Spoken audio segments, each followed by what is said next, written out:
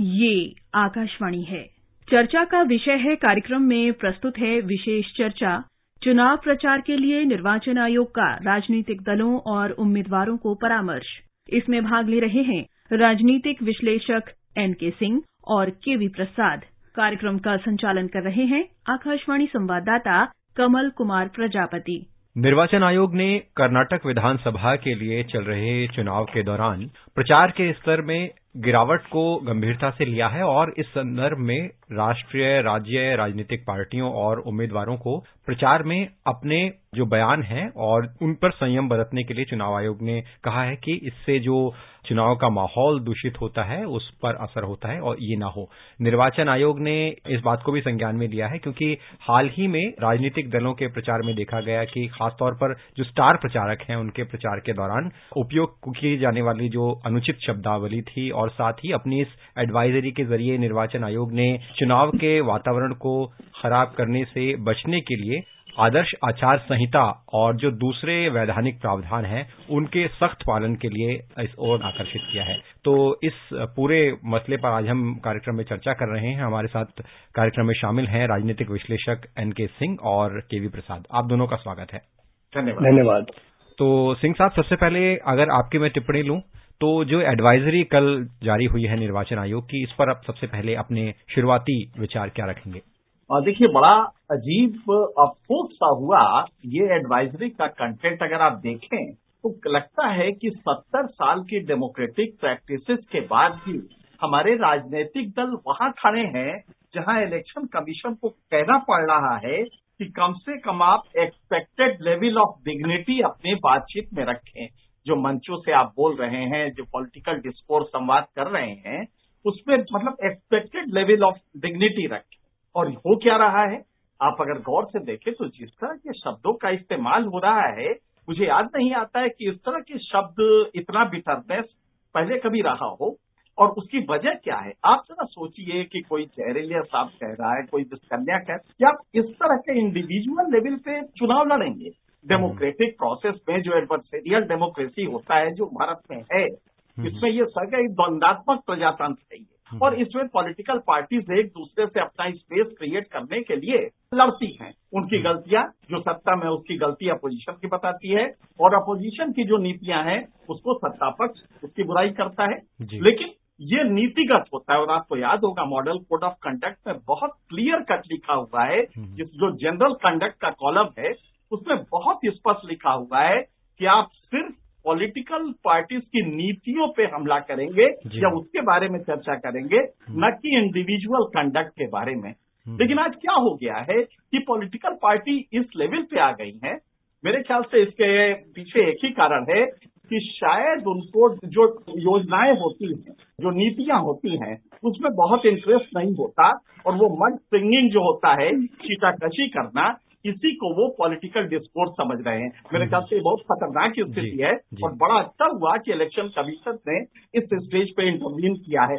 निर्वाचन आयोग की इस तरह के प्रचार को लेकर एक जो चिंता है मिस्टर प्रसाद, वो ये कि इस तरह के मामलों ने जो कंप्लेंट्स और क्रॉस कंप्लेंट्स, इसकी एक परिपाटी को जन्म दिया है और ऐसे में जो देखा जाता है वो ये कि निर्वाचन आयोग की जो कामकाज है वो तो इससे प्रभावित होता ही है और जो दूसरा जो सबसे अहम पहलू है कि मॉडल कोड ऑफ कंडक्ट की जो गंभीरता है वो कम होती है। क्या कहेंगे आप इस बारे में? कमल जी, दो चीज स्पष्ट है। एक तो ये कि जो आदर्श आचार संहिता है, ये सारे जो रिकॉग्नाइज्ड पॉलिटिकल पार्टीज हैं जो हमारे राजनीतिक व्यवस्था में चुनाव में आते हैं, उनके बीच में एक समझ है आपस में और कि सब अनुपालन करेंगे इसका। तो ऐसा कोई जिसे कहते हैं कोई कानूनी जामा नहीं है, इसके ऊपर एक कानूनी प्रावधान नहीं है। तो एक तरह से सारी पार्टियों ने मिलकर तय किया कि ये मुद्दे हैं जिनके ऊपर हम एक दूसरे के साथ काम करेंगे। अब वो खुद ही उसमें उल्लंघन करते आएंगे तो ये जाहिर सी बात है कि इस वक्त चुनाव आयोग है, भारत का जो निर्वाचन आयोग, उसको एक अंपायर की ओर में देखते हैं कि भाई आप निष्पक्ष रूप से आपके पास, इसलिए जो आपने जिस बात का जिक्र किया कि आरोप प्रत्यारोप जो हो रहे हैं, जो व्यक्तिगत कटाक्ष हो रहे हैं, जिस स्तर पे हो रहे हैं, जिसके ऊपर संकेत से सिंह साहब ने भी दिया, उससे जरूर ये है कि माहौल बिगड़ रहा है मेरा मतलब। और देखिए, सबसे बड़ी बात है, अगर हम मानते हैं कि हमारे जो राजनीतिक व्यवस्था है और हमारे जो चुनाव प्रणाली है उसमें पार्टियों की लड़ाई है, पार्टियों की आपस में प्रतिस्पर्धा है, ना कि व्यक्तिगत। तो एक ये जो चीज है जो कुछ सालों से ज्यादा प्रखर हो गया है कि व्यक्ति बनाम पार्टी, तो मेरे ख्याल से उसमें भी ये एक आयाम जुड़ रहा है, जिसकी वजह से जिसका बात हम कह रहे हैं कि स्तर में फर्क पड़ गया। जैसा कि हम जानते हैं, जब चुनावों में हम सभी अब चर्चा कर रहे हैं इस बात पर कि जब किसी राजनीतिक दल या स्टार प्रचारक के द्वारा इस तरह की भाषा का प्रयोग किया जाता है या कोई अनुचित बयान दिया जाता है, तो ये देखा जाता है कि जो चुनाव के वास्तविक मुद्दे हैं, जो मुद्दे आधारित चुनाव हैं, वो इससे प्रभावित होते हैं और उन पर से ध्यान जो इन बयानों पर या इन बातों पर ज्यादा शिफ्ट हो जाता है बजाय कि जो मुद्दे हैं। और ऐसे में निर्वाचन आयोग ने एक चिंता जाहिर ये की है कि जो मीडिया अटेंशन है वो प्रचार का जो मेन मुद्दा है या जो मीडिया का नेगेटिव अटेंशन है वो इस ओर हो जाता है, जिसमें कि हम बयानबाजी पर ज्यादा चर्चा करने लगते हैं, जिससे निश्चित रूप से जो जनता भी है वो उससे प्रभावित होती है। तो ये आचार संहिता है, उसको लेकर ये कितना गंभीर है और निर्वाचन आयोग की इस एडवाइजरी के आने से क्या आप देखते हैं कि जो कर्नाटक विधानसभा चुनाव तो है ही, लेकिन आगे आने वाले कुछ जो विधानसभा चुनाव हैं, लोकसभा चुनाव हैं, इसमें कोई ऐसी एडवाइजरी से प्रभाव होता है? और साथ में जो मैंने मीडिया अटेंशन वाली बात की वो कितनी अहम है? सिंह साहब, आपकी टिप्पणी। देखिए, एक बात है कि इलेक्शन कमीशन एज ए संस्था, एज एन इंस्टीट्यूशन, ये इफेक्टिव रहा है। पिछले कुछ दशकों में अगर आप देखें तो इफेक्टिव रहा है। ये जो आज आप देख रहे हैं जिस पर हम लोग चर्चा कर रहे हैं इस समय, ये दूर तक जाता है, इसका संज्ञान लिया जाता है। और कुछ भी कहिए, मॉडल कोड ऑफ कंडक्ट को टेक्निकली इन्फोर्सेबल न भी माने आप और सहमति ही माने, लेकिन एक बात तो है कि आर्टिकल 324 में जो इलेक्शन कमीशन को दायित्व दिया गया है, उस दायित्व के तहत इलेक्शन कमीशन चाहे तो इन पे काफी कुछ कर सकता है और किया भी है। आपको याद होगा अभी 2021 में राजा को उन्होंने कहा कि नहीं, इनका स्टार स्टेटस हम छीनते हैं। एक्चुअली जो ईसी एक्ट है जिसमें सेक्शन 77 में इसका वर्णन है, वो स्टार स्टेटस नहीं है वर्ड, वो लीडर वर्ड है, पॉलिटिकल लीडर। और ये कहा गया है कि जितने भी रिकॉग्नाइज्ड नेशनल और स्टेट पार्टीज होंगी, उनके 40 स्टार जो लीडर्स होंगे, उनको हम, उनका जो खर्च होगा वो हम कैंडिडेट के खर्च में नहीं जोड़ेंगे। ये सुविधा दी है। अब जो ये एडवाइजरी इशू हुआ है, इसका सीधा मैसेज है कि अब अगली बार अगर आपने इन मूल्यों पर खरे न उतरे और आपने इस तरह कैंपेन में अपने शालीनता नहीं बरती, तो हम आपका ये स्टेटस खत्म कर देंगे। और ये मेरे ख्याल से हल्का नहीं है। तो मेरे ख्याल से आने वाले दिनों में अभी भी इस चुनाव में भी इसका असर पड़ेगा और बाकी असेंबली इलेक्शन में भी। हाँ, ठीक है, टेम्पर्स रन करते हैं और चीटाकशी होती है, लेकिन मुझे लगता है कि ये छोटे नेता अगर करते हैं तो इसको इग्नोर भी किया जा सकता है, लेकिन जब बड़े नेताओं की तरफ से ये आता है तब वो नॉर्म बन जाता है। और ये बड़े नेताओं को जो स्टार कैंपेनर्स है, कम से कम उनको इससे बचाना होगा कि वो कम से कम उस शालीनता की परिधि को ना लाएंगे। अब यहाँ प्रॉब्लम क्या हो रही है, 70 साल से हम जनता को इश्यूज पे उनको मुतासिर करते, उनको प्रभावित करते कि भाई देखिए फलां प्रोग्राम है सरकार का, इस सरकार के प्रोग्राम में ये दिक्कत है, और सरकार कहती है इनके समय में ये प्रोग्राम थे और जो नहीं चल पाए हमने ये किया है। और सत्ता के पक्ष के पास तो अपना काम दिखाने का बहुत बड़ा मौका होता है, ये एक प्लस पॉइंट होता है, और विपक्ष के पास उसकी गलतियां बताने का होता है। यही डेमोक्रेटिक प्रोसेस है। लेकिन शायद हमारे लीडर को इसमें पढ़ने लिखने में इंटरेस्ट, जहां तक मीडिया का आपने कहा, मीडिया को तो बिल्कुल ही नहीं रह गया है कि वो किसी भी, आप एक छोटा सा मनरेगा को आपने लीजिए, एक बेहद अच्छा प्रोग्राम है, भारत सरकार इस पे काफी कुछ खर्च करती है। अब इस पे खर्च करती है या खर्च में कमी किया है, ये एक मेन मुद्दा होना चाहिए।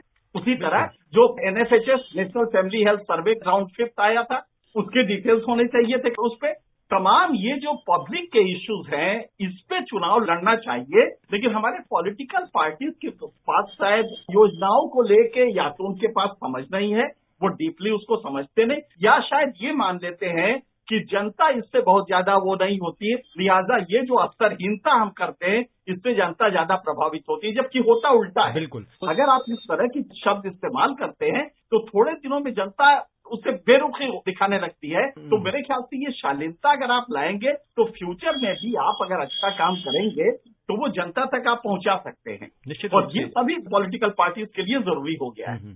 तो जैसा कि सिंह साहब कह रहे हैं मिस्टर प्रसाद की जो नीतियां हैं उन पर बातें हों, मुद्दों पर बातें हों, बजाय कि व्यक्तिगत छींटाकशी के, जैसा कि कोड ऑफ कंडक्ट भी कहता है। तो इस मामले में आप क्या देखते हैं कि जो व्यक्तिगत छींटाकशी है उससे चुनाव प्रचार कितना प्रभावित हो रहा है? और मीडिया का जो मैंने सवाल सिंह साहब से पूछा था, आपसे भी दोहराऊंगा कि जब इसका मीडिया के जरिए जनता में प्रसार होता है ऐसे बयानों का, तो वो मुद्दे जो चुनावों में उठने चाहिए, प्रचार में जिनकी बात होनी चाहिए, वो शायद पीछे रह जाते हैं। कमल जी, बात स्पष्ट है। मीडिया वही उजागर करता है जो कि उनके सामने दिखता है, ठीक है जी। और कोई भी चीज, जैसे इस तरह के बोल जो लोग बोल रहे हैं चुनाव के दौरान, जो कि चुनाव आयोग की तरफ से भी बात आई है, इस तरह की शब्दावली का चयन नहीं होना चाहिए। तो ऐसे में मीडिया वही चीज उजागर करता है। अब आप देखिए, जब अलग अलग पार्टी अपनी अपनी मैनिफेस्टो जारी करती है तो मीडिया उसको उजागर करता है, उसके बिंदुओं पे गिनाता है और लोगों को उठ के समझाता है कि अलग अलग पार्टी क्या क्या वायदे कर रहे हैं। और कई बार यहाँ तक आंकलन करते हैं कि वे जो पहले वायदे थे वो कितने पूरे कर पाए, नहीं कर पाए। तमाम सारी चीजों पे मीडिया में डिस्कशन होता है। जब मीडिया कह रहा हूँ, सिर्फ आजकल शायद प्रचलित हो गया मीडिया, अगर हम देखें व्यापक है, प्रिंट है, इलेक्ट्रॉनिक है, न्यू मीडिया, तमाम सारी चीजें लोग आपस में बहस कर रहे हैं। तो मीडिया के सामने तो जो चीज देखा है वो जो, और जैसे अंग्रेजी, तो एक तो ये बात है। दूसरा ये है कि व्यक्तिगत कटाक्ष थोड़ा हद तक तो सब जानते हैं व्यक्तिगत टीका टिप्पणी होती है, लेकिन जब उसका कोई ऐसा सीमा उल्लंघन हो जाए जिसके ऊपर जब शब्दावली इस तरह के हो जाए कि ये प्रहार लगे एक दूसरे के ऊपर, तो ये जरूर उन चीजों से भटकाता है जिस चीज से लोगों को सीधा सीधा फर्क पड़ता है। जैसे अभी मनरेगा की बात कही, और सारे मुद्दे हैं जिसके ऊपर जनता वाकई में आपस में बात कर रही होगी, तो उस पर ध्यान आकर्षित कराना एक काम है। लेकिन चुनाव के माहौल में अगर नेता उसको अलग किसी और दिशा में ले जाए तो उस वक्त ठीक है, मीडिया अपना रोल प्ले करता है, लेकिन वक्त के हिसाब से जो दिखाना होता है, वक्त है, टीवी में है, रेडियो में है, तो वो चीज प्रायोरिटी में चली जाती है, ऐसा मेरा मानना है। और जो सभी पॉलिटिकल पार्टीज हैं, उनको जब निर्वाचन आयोग ने जो आचार संहिता के सख्त अनुपालन की एडवाइजरी जो जारी की है, उसमें कहा गया है कि राष्ट्रीय और जो स्टार प्रचारक हैं, राष्ट्रीय दल हैं, राज्य के दल हैं, वो सभी जो जन प्रतिनिधित्व अधिनियम है उसके तहत जो उन्हें एक्स्ट्रा एक एनेबलमेंट्स का अधिकार है वो मिलता है। लेकिन साथ में एडवाइजरी में ये कहा गया है कि सभी पार्टियों और स्टेक होल्डर्स के लिए चुनाव प्रचार के दौरान आदर्श आचार संहिता और उनके बयानों में कानूनी ढांचे के दायरे में रहना भी बहुत जरूरी है, ताकि राजनीतिक संवाद की जो है वो गरिमा वो बनी रह सके और चुनावी प्रचार के माहौल को खराब न किया जा सके। इस प्रकार उनसे अपेक्षा की जाती है कि वे मुद्दे पर आधारित वाद विवाद के स्तर को बनाए रखने और उसे बढ़ाने में योगदान दें। तो चुनाव आयोग की अपील ये कितनी अहम है सभी राजनीतिक, राष्ट्रीय और राज्य स्तर के दलों से और साथ ही सभी उम्मीदवारों से? एनके सिंह साहब, देखिए, उसको अगर आप गौर से देखें तो उसमें एक सख्ती का लहजा भी है। उन्होंने ये भी कोट किया है कि भाई इतना मॉडल कोड ऑफ कंडक्ट आप छोड़ दीजिए, आप एमसीसी छोड़ दीजिए कि इन्फोर्सेबल नहीं है, आईपीसी के प्रोविजन में भी ये है, बिल्कुल, लिहाजा ये क्रिमिनल ऑफेंस भी हो सकता है। और ये बात उन्होंने बहुत ही साफ शब्दों में कही है। और सर कार्रवाई के जो प्रावधान है उसको भी कोट किया है कि कार्रवाई की जा सकती है। जी बिल्कुल बिल्कुल। और हकीकत ये है कि आप अगर आरपी एक्ट देखें, रिप्रेजेंटेशन ऑफ पीपुल्स एक्ट देखें, तो उसके सेक्शन 77 के 1B में बहुत स्पष्ट लिखा हुआ है कि ये सुविधा हम आपको दे रहे हैं कि आपके लीडर्स अगर आते हैं और वो प्रचार करते हैं, तो हो सकता है किसी एक लीडर का लाव लश्कर बड़ा हो, उसकी सिक्योरिटी हो, तो ये जो चीजें होंगी वो कैंडिडेट के खर्चे में नहीं जोड़ी जाएंगी। जो सीमा है कैंडिडेट के खर्चे की, उसमें नहीं जोड़ी जाएंगी। ये सुविधा दी है। तो अगर ये सुविधा दी है, जो स्टार प्रचारक है, जिसको कि लॉ में आरपी एक्ट में कहा गया है लीडर्स ऑफ द पार्टी, तो उनको कम से कम इतनी शालीनता तो बरतनी चाहिए कि मिनिमम एक्सेप्टेबल जो लिमिट है शालीनता की, उतना तो बरते। अगर शब्दों में ये संयम नहीं रखेंगे और इस तरह के भड़काऊ या इस तरह के पर्सनल अटैक करेंगे, आप जरा सोचिए, पर्सनल डेमोक्रेसी के 70 साल के बाद हम जनता किस बात से मुतासिर कर रहे हैं? पर्सनल अटैक से। तो मुझे लगता है कि अपने आप में एक पॉलिटिकल पार्टीज के लिए एक शर्मनाक स्थिति है, और मीडिया के लिए भी है, क्योंकि मीडिया का जो दूसरा रोल होता है वो मासेस को एजुकेट करना होता है।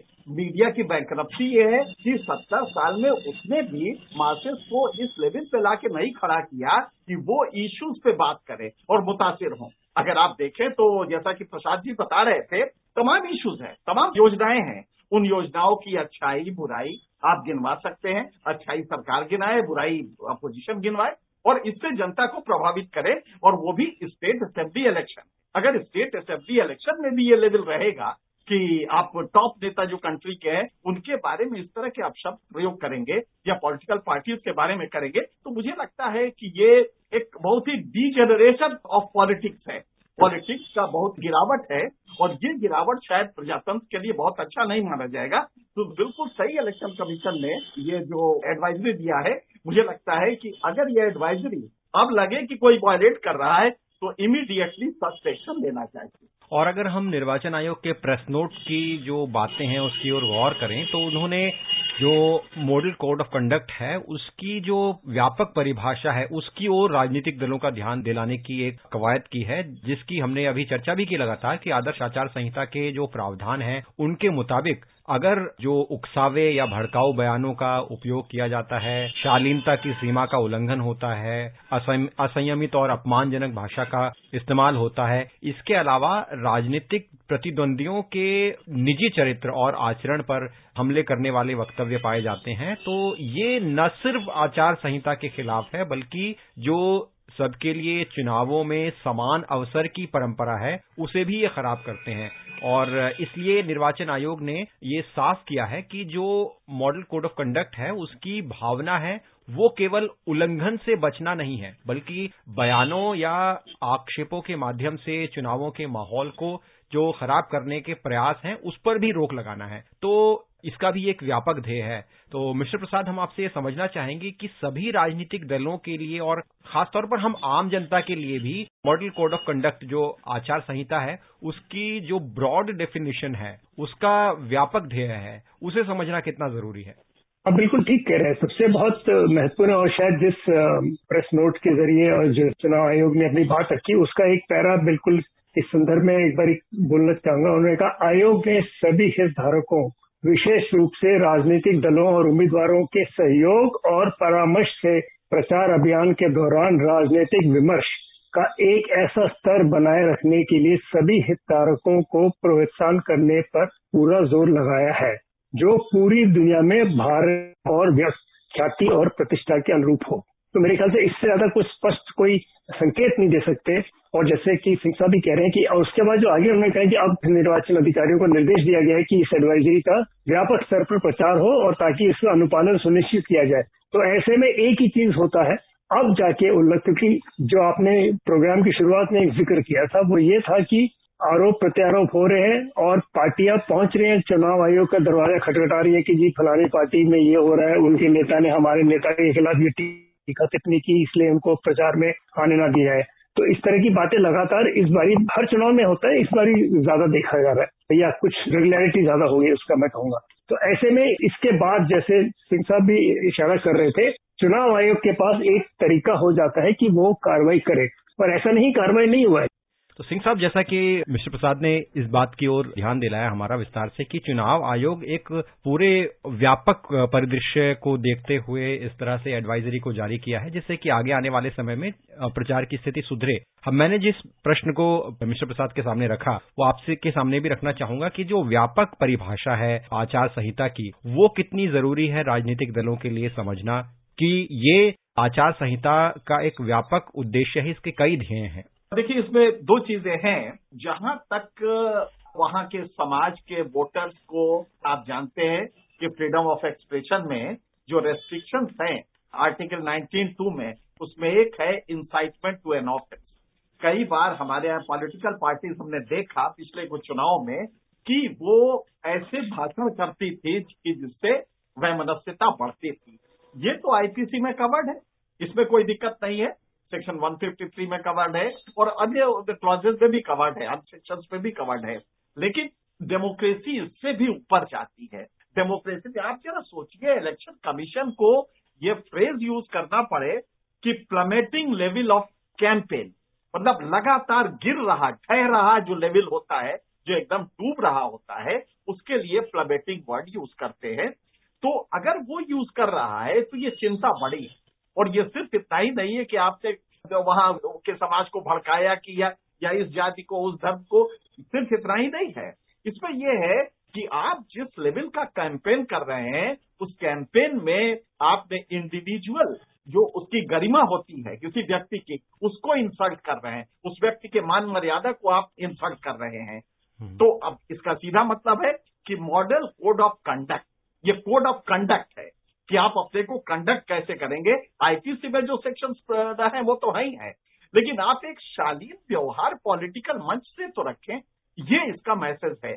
और जहां तक इलेक्शन कमीशन की बात है, कुछ भी कहिए, आर्टिकल 324 में जो सुपरिंटेंडेंस का जो प्रोविजन दिया गया है वो सिर्फ इतना ही नहीं है, काफी कुछ कर सकता है इलेक्शन कमीशन अगर वो अपने पे आ जाए तो। लिहाजा ये जो मैसेज दिया गया है, इस मैसेज को पॉलिटिकल पार्टीज को गंभीरता से लेना होगा। और कम से कम अब मुझे समझ में नहीं आता कि जहां शिक्षा का लेवल, जिस राज्य की ये बात हो रही है, कर्नाटक में चुनाव है, वहां एजुकेशन का लेवल भी बेहतर है, आप क्यों नहीं इश्यूज को लेकर, जो वहां के स्टेट के इश्यूज हैं, स्थानीय इश्यूज हैं और अन्य बड़े इश्यूज हैं, आप उनको लेके क्यों नहीं जनता को मुतासिर करते, बजाय इसके आप ये पर्सनल अटैक कर रहे हैं। वो भी अटैक का भी कोई असर होता है, ऐसा तो मुझे लगता है कि किसी असर समाज में भी नहीं होता जिस तरह का मंचों से इस समय अटैक किया जा रहा है। तो इलेक्शन कमीशन ने बड़ा टाइटली किया है, बल्कि हमें मतलब मैं तो समझता हूं कि इसको पॉलिटिकल पार्टी बहुत ही हल्के से न ले, क्योंकि इलेक्शन कमीशन के पास पावर सभी भी हैं और वो पावर्स आपके लिए नुकसान पहुंचा सकते हैं। लिहाजा इलेक्शन कमीशन के इस एडवाइजरी को बेहद गंभीरता से लेना होगा।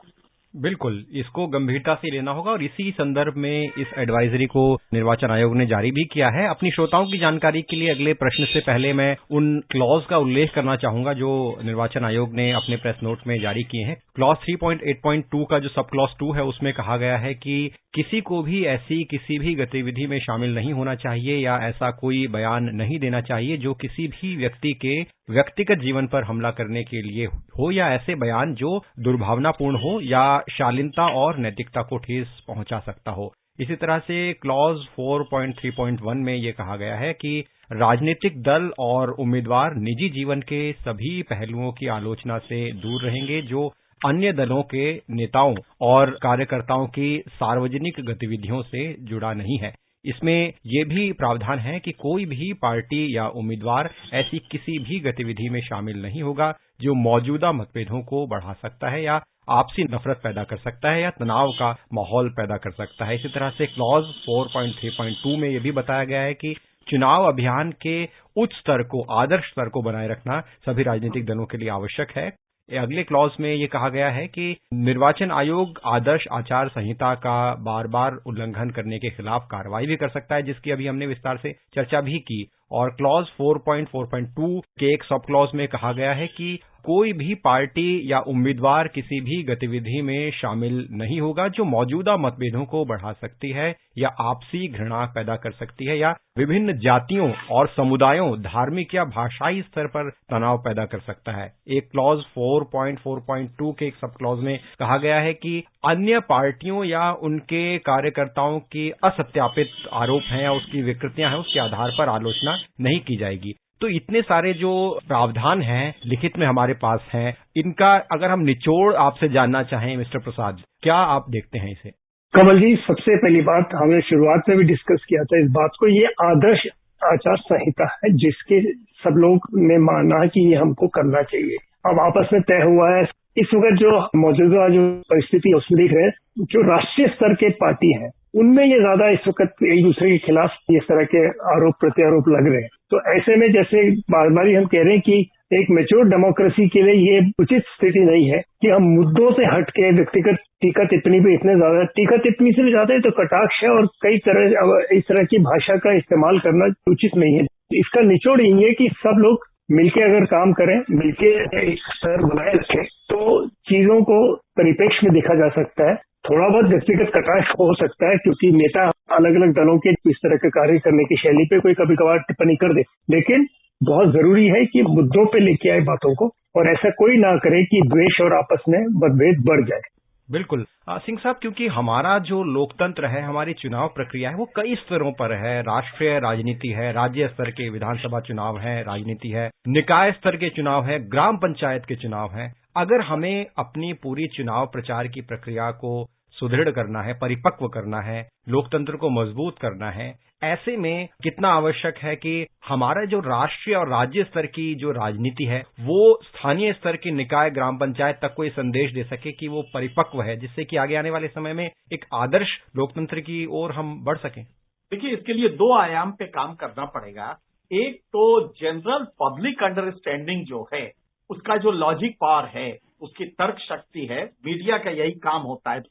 जब अमेरिकन कॉन्स्टिट्यूशन बन रहा था तो ये जब डिस्कस हुआ तो यही वाला मुद्दा उठा कि भाई मीडिया का बेसिक रोल क्या है। तो ये है कि हम मासेस को उसको तर्क शक्ति दे, उसको वॉल्यूम ऑफ इंफॉर्मेशन दे, कॉन्ट्रेरियन व्यू दे, दोनों पक्ष दे और उसको बताए कि अब तुम डिसाइड करो। इससे उसकी तर्क शक्ति बढ़ती है और वो फैसले लेने में ज्यादा सक्षम होता है।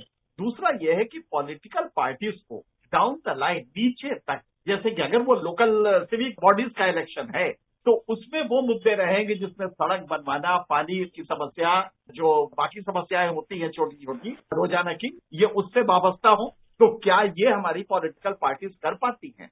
मुश्किल ये है कि जनता को मीडिया ने नहीं समझाया और पॉलिटिकल पार्टीज ने इश्यूज रखने की जगह कभी जाति व्यवस्था, धर्म व्यवस्था, इन तमाम चीजों पे ये लगी रही। उसकी वजह क्या थी? जो पॉलिटिक्स में लोग आए उन लोगों ने जो मेजर इश्यूज थे, जो प्रोग्राम्स थे, जो पॉलिसीज थी, उस पर फोकस नहीं किया।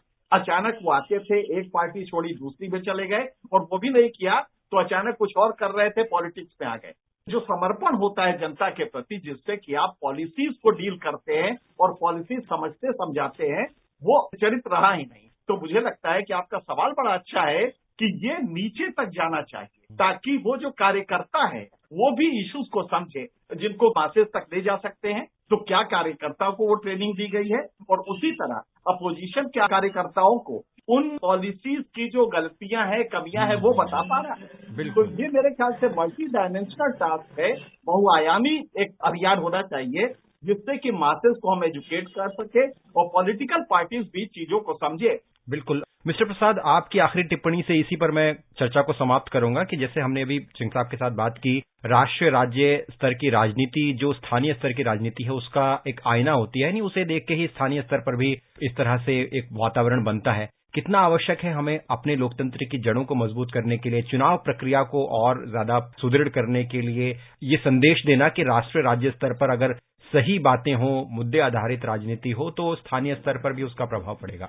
बिल्कुल वैसे होना चाहिए, इसमें कोई शक नहीं, इसमें कोई गुंजाइश ही नहीं है और कुछ करने की, क्योंकि जब तक हम लोगों को मुद्दे और उनकी चिंताओं से जब तक बात नहीं करेंगे, जो समस्या है दीर्घकालिक और अल्पकालिक, इन दोनों के ऊपर बातचीत हो कि जैसे कोई भी कार्यक्रम हो तो उसके ऊपर विस्तार से समझ हो और व्यापक दृष्टिकोण उस पर अपनाया जाए।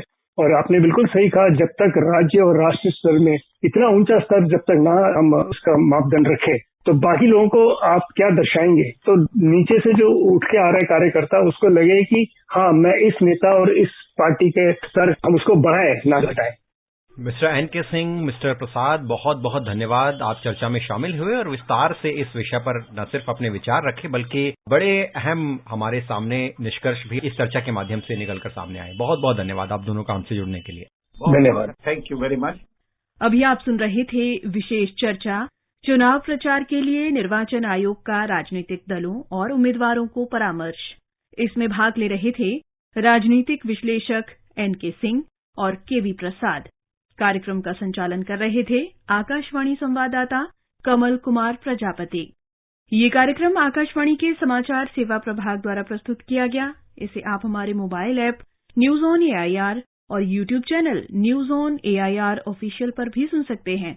इस कार्यक्रम के संबंध में अपनी प्रतिक्रिया आप हमें ईमेल या व्हाट्सएप के माध्यम से भेज सकते हैं। ईमेल का पता है airnsdtalks@gmail.com और व्हाट्सएप नंबर है 9289094044।